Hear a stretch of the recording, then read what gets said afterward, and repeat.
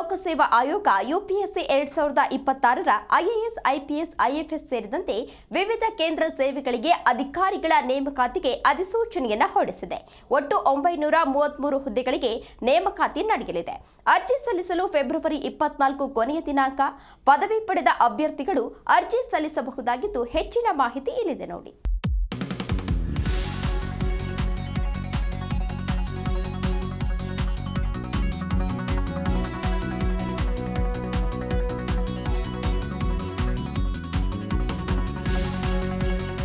ಕೇಂದ್ರ ಲೋಕಸೇವಾ ಆಯೋಗ ಯುಪಿಎಸ್ಸಿ 2026ರ ನಾಗರಿಕ ಸೇವಾ ಪರೀಕ್ಷೆ, ಸಿಎಸ್ಇ ಮತ್ತು ಭಾರತೀಯ ಅರಣ್ಯ ಸೇವಾ ಪರೀಕ್ಷೆ, ಐಎಫ್ಎಸ್ಗಳ ಅಧಿಕೃತ ಅಧಿಸೂಚನೆಯನ್ನ ಬಿಡುಗಡೆ ಮಾಡಿದೆ. ದೇಶದ ಉನ್ನತ ಆಡಳಿತಾತ್ಮಕ ಸೇವೆಗಳಲ್ಲಿ ವೃತ್ತಿ ಜೀವನ ನಿರ್ಮಿಸಲು ತಯಾರಿ ನಡೆಸುತ್ತಿರುವ ಯುವಜನರಿಗೆ ಇದು ಅತ್ಯಂತ ಮಹತ್ವದ ಅವಕಾಶವಾಗಿದೆ. ಈ ಪರೀಕ್ಷೆಗಳ ಮೂಲಕ ಐಎಎಸ್, ಐಪಿಎಸ್, ಐಎಫ್ಎಸ್ ಸೇರಿದಂತೆ ವಿವಿಧ ಕೇಂದ್ರ ಸೇವೆಗಳಿಗೆ ಅಧಿಕಾರಿಗಳನ್ನು ಆಯ್ಕೆ ಮಾಡಲಾಗುತ್ತದೆ. ಈ ಬಾರಿ ಒಟ್ಟು 933 ಹುದ್ದೆಗಳನ್ನು ಭರ್ತಿ ಮಾಡಲು ಯುಪಿಎಸ್ಸಿ ಉದ್ದೇಶಿಸಿದೆ. ಆನ್ಲೈನ್ ಅರ್ಜಿ ಪ್ರಕ್ರಿಯೆ ಈಗಾಗಲೇ ಆರಂಭ ಆಗಿದ್ದು, ಅಭ್ಯರ್ಥಿಗಳಿಗೆ ಅಗತ್ಯವಾದ ಎಲ್ಲಾ ಸೂಚನೆಗಳನ್ನು ಆಯೋಗವು ಅಧಿಸೂಚನೆಯಲ್ಲಿ ನೀಡಿದೆ. ಅರ್ಜಿ ಸಲ್ಲಿಸಲು ಕೊನೆಯ ದಿನಾಂಕ. ಯುಪಿಎಸ್ಸಿ 2026ರ ಆನ್ಲೈನ್ ಅರ್ಜಿ ಪ್ರಕ್ರಿಯೆ ಫೆಬ್ರವರಿ 4ರಿಂದ ಆರಂಭವಾಗಿದೆ.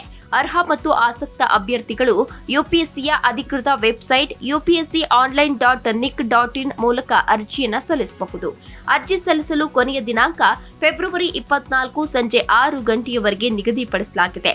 ಅಂತಿಮ ದಿನದ ತಾಂತ್ರಿಕ ತೊಂದರೆಗಳನ್ನು ತಪ್ಪಿಸಲು ಅಭ್ಯರ್ಥಿಗಳು ಮುಂಚಿತವಾಗಿಯೇ ಅರ್ಜಿ ಪೂರ್ಣಗೊಳಿಸುವಂತೆ ಆಯೋಗವು ಸಲಹೆ ನೀಡಿದೆ.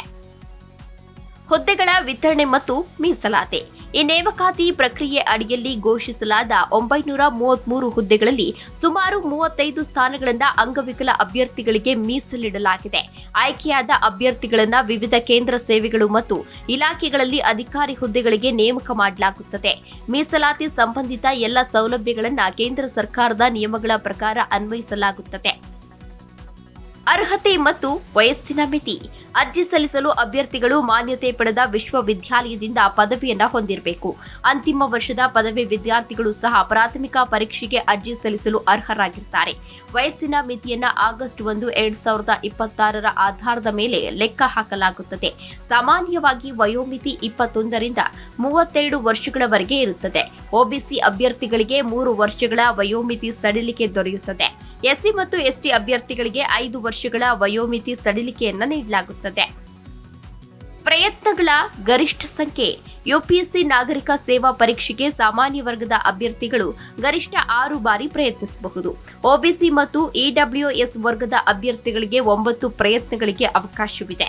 ಎಸ್ಸಿ ಮತ್ತು ಎಸ್ಟಿ ಅಭ್ಯರ್ಥಿಗಳಿಗೆ ಪ್ರಯತ್ನಗಳ ಸಂಖ್ಯೆಗೆ ಮಿತಿ ವಿಧಿಸಲಾಗಿಲ್ಲ, ಆದರೆ ಅವರು ನಿಗದಿತ ವಯೋಮಿತಿಯೊಳಗೆ ಇರಬೇಕು. ಓಟಿಆರ್ ಮತ್ತು ಅರ್ಜಿ ಶುಲ್ಕ. ಈ ಬಾರಿ ಅರ್ಜಿ ಸಲ್ಲಿಸಲು 1 ಬಾರಿ ನೋಂದಣಿ ಒನ್ ಟೈಮ್ ರಿಜಿಸ್ಟ್ರೇಷನ್ ಕಡ್ಡಾಯವಾಗಿದೆ.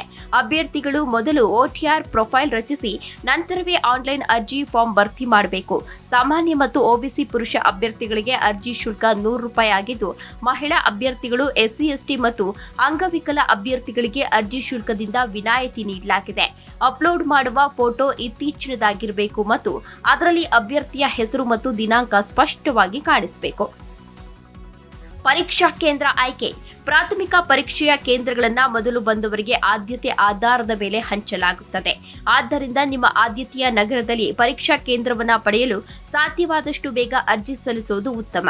ಇದು ನಿಮ್ಮ ಪರೀಕ್ಷಾ ಅನುಭವವನ್ನು ಸುಗಮಗೊಳಿಸಲು ಸಹಾಯ ಮಾಡುತ್ತದೆ. ಡೆಸ್ಕ್ ಬ್ಯೂರೋ, ಜೀ ಕ್ರೀಡಾ ನ್ಯೂಸ್, ಬೆಂಗಳೂರು.